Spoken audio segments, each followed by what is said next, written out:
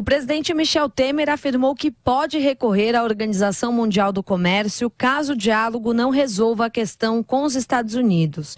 O governo brasileiro estuda alternativas para barrar a determinação de Donald Trump a respeito da sobretaxa ao aço e ao alumínio estrangeiros. A medida começa a valer a partir do dia 23 de março, mas se depender do Brasil, da União Europeia e de outros países exportadores, as taxas extras não serão aplicadas. As sobretaxas são de 25% para o aço e 10% para o alumínio.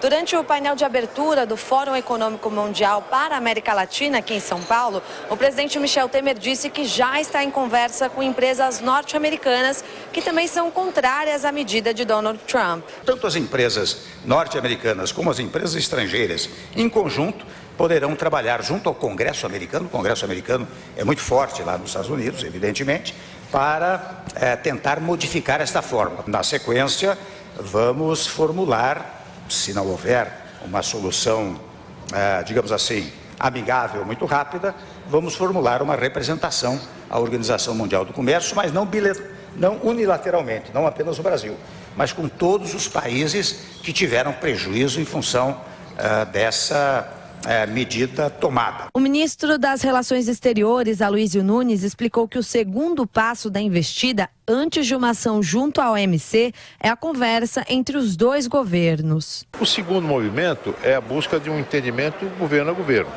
Eu já, inclusive, enviei uma carta ao secretário de Comércio norte-americano, propondo um encontro entre nós, para que nós possamos expor as nossas razões, que dizem que a exportação de aço brasileiro, de modo algum, prejudica, no nosso entender, a defesa nacional, a segurança nacional norte-americana. Para Henrique Meirelles, ministro da Fazenda, a decisão de Trump é negativa, mas não interfere no crescimento econômico do Brasil. O país vai continuar crescendo, a nossa estimativa de 3% se mantém, independentemente de questões da sobretaxa americana. Mas, de novo, o que é negativo para o comércio mundial, é negativo para os próprios Estados Unidos e para a competitividade daquele país. O Brasil é o segundo maior exportador de aço para os Estados Unidos, atrás apenas do Canadá, que foi excluído da taxação.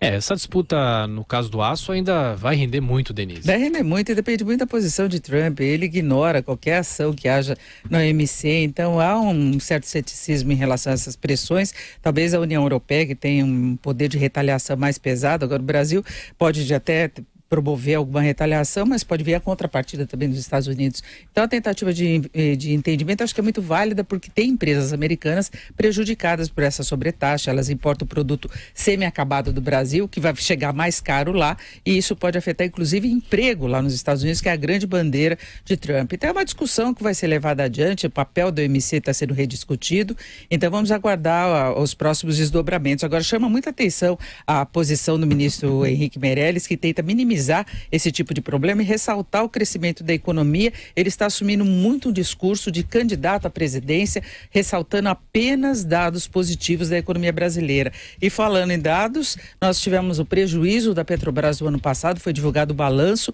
foi o 4º ano consecutivo de perdas da Petrobras, o prejuízo ficou em 446 milhões de reais. Agora tem uma justificativa aí principal, que foi o acordo feito pela Petrobras nos processos judiciais nos Estados Unidos para encerrar esses projetos. Isso teve um custo de 11,2 bilhões de reais. Né? Foi um custo pesadíssimo para a empresa. Ela está fazendo toda uma reprogramação orçamentária, ela teve vários acordos separados, mas ela conseguiu se livrar da possibilidade de uma punição ainda mais pesada. Né? No ano anterior o prejuízo tinha sido muito maior, foi de 14 bilhões e 824 milhões. A Petrobras vai saindo de toda aquela situação de corrupção, mas o que é triste de que prejuízo e tudo mais. Não é um custo por incompetência ou por impossibilidade de existir.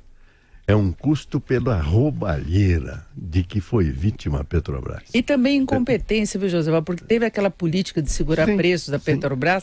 Ela trabalhou por 2 anos com preços mais baixos. Né?